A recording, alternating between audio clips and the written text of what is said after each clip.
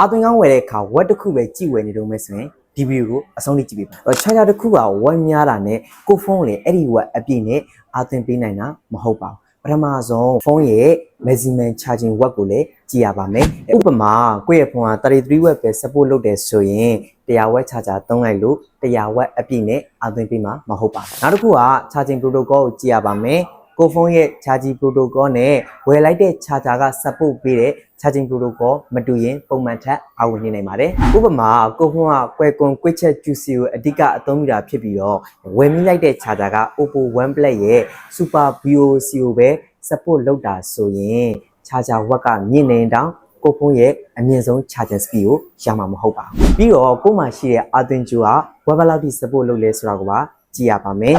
charger က100 watt ထိ support လုပ်ပြီးမဲ့ cable ကအဲ့ဒီ watt ကို support မလုပ်ရင်100 watt charging အပြည့်သုံးလို့ရမှာမဟုတ်ပါဘူးဒါကြောင့်ကိုကအာသွင်းကောင်းဝယ်တဲ့အခါမှာဖုန်းရဲ့ charging watt charging protocol နဲ့ cable watt ဒီသုံးခုကိုကြည့်ပြီးတော့ဝယ်သင့်ပါတယ်ခင်ဗျာ